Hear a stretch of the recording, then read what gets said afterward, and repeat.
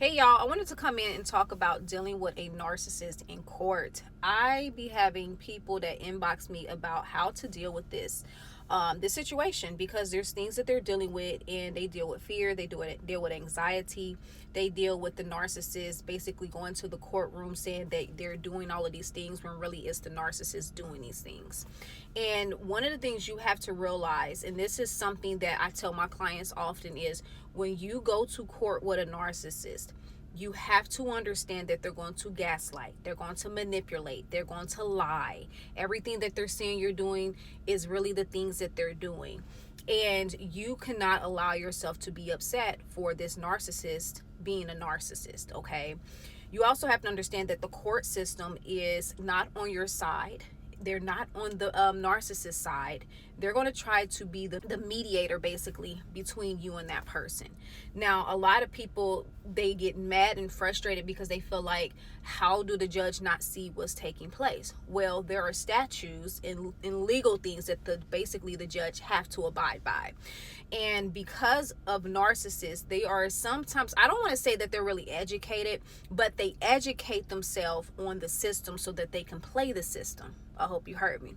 So if they know that they can file a contempt, they're going to try to use that contempt to the best that they can on any little thing that they find you doing. And because of this, it's legal for them to file that contempt. The judge can't say, oh, this is a narcissist because they bring you to court 10 times. No, they're going to say that they filed a contempt and you've been found in contempt, or you have not been found in contempt, but because it's a legal document, they're able to file these things on you. So dealing with this narcissist in court, you have to understand that your highest authority is God. I can't tell you how many times I personally have dealt with these situations, but the thing is, I look towards God for basically my justice. One of the things I tell even this client that I had some months ago, I had told her, I said, look, if you're looking for the system to give you justice, it's going to fail you, because you're never going to probably get the justice that is really needed in the time that you need it. Unfortunately, there are a lot of cases where health issues come up. There's a lot of things where behavior issues come up, emotional issues come up, and then that's when the judge steps in to find out what's going on.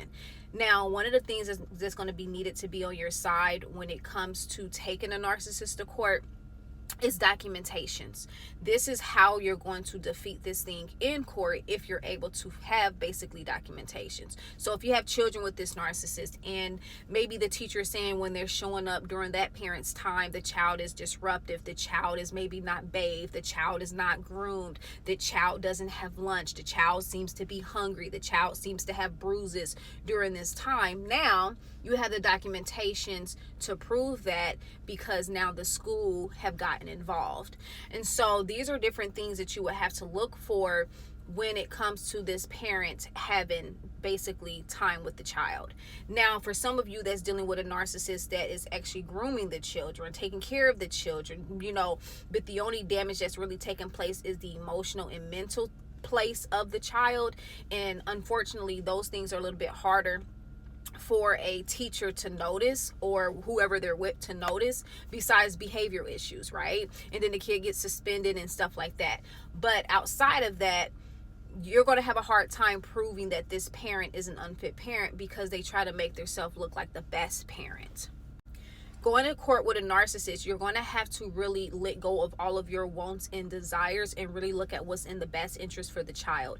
In a lot of cases where I have helped people, I have talked to other people, and they have said they literally have not seen their children in years or months, or haven't spoken to them, simply because that narcissistic parent gets in the way and they're tired of going to court. So if you're one of them people this is your first time going to court with a narcissist, what you're going to have to expect is for them to lie. Like I said in the beginning, for them to manipulate, for them to gaslight, for them to make them seem like the best parent of the year. They're going to put on this false personality. And you have to also understand that there's going to be a lot of demons that's going to be interchanging to make this narcissist look and sound good. The last thing that I want to mention is take your situation before the courts of heaven. Taking your situation before the courts of heaven, presenting your case to God, and also repenting for some of the things that you probably have done because you want to be blameless in His sight. This is how you're going to fight this battle. And I mean, it's a lot to talk about the courts of heaven. I have a whole nother TikTok page where I talk about that. But going to the courts of heaven is going to be your best bet because that's where you're going to win your cases. Be blessed.